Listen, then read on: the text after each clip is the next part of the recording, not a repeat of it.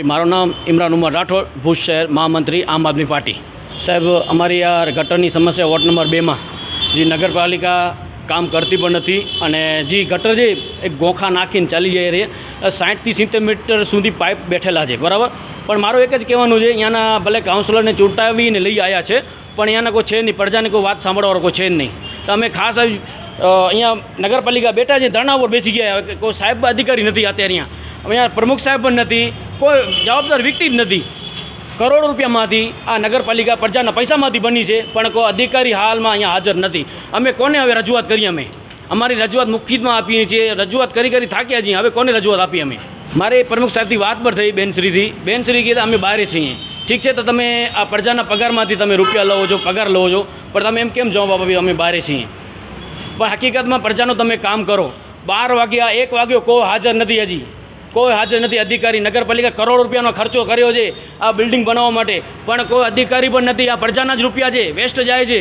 પણ હકીકતમાં તમે મહેરબાની કરીને કહું છું, હવે જાગો તમે। નગરપાલિકા વોર્ડ નંબર 2ની અંદર હાલત ઘણી ખરાબ છે।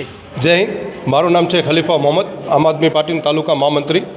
આજ રોજ એક અરજી કરવા માટે આવ્યા હતા નગરપાલિકામાં કે વોર્ડ નંબર 2 ગાંધીનગરી વિસ્તારની આમ તો છેલ્લા 3 થી 4 અરજીઓ કરી ગયા છીએ, પણ માત્ર ખાલી સહી કરીને અમને અહીંયા દિલાસો દઈને અમે હાલ્યા જઈએ છીએ।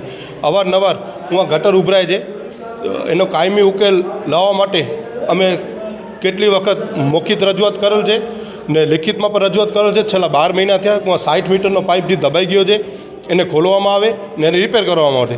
ને બીજો કે આખા વિસ્તારના અંદર કચરા માટે ક્યાં ડોર ટુ ડોર કરવામાં નથી આવતો ગાંધીનગરીમાં, ને વોર્ડ નંબર 2માં ઘણા એવા વિસ્તાર છે જેમાં ડોર ટુ ડોર કરવામાં નથી આવતો, એના અમે ફોટા પાડી ને લઈ આવ્યા છીએ। ક્યાં કે બેન આવી રીતે ને ઉલ્લેખ કર્યો છે, જો 4 દિવસના અંદર આ કચરા ઉપાડવામાં નહીં આવે તો આ કચરા અમે ગાડીઓમાં ભરી, બાઇકોમાં ભરી, થેલા ભરીને ભુજ નગરપાલિકાના ગેટમાંથી અમે ઠલાવશું।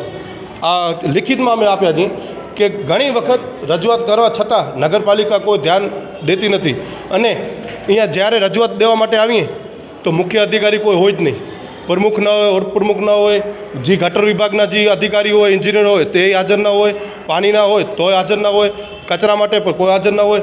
અહીંયા માત્ર એક સાહેબ જ મળે છે, એક લઈ લે છે ને બાકી એનો કોઈ ઉકેલ થતો નથી। અમને અમારી આજે એક જ માંગ છે કે જો મુખ્ય અધિકારી કોઈ અમને નહીં મળે તો અમે એને મળવા વગર તો નહીં જ જઈએ।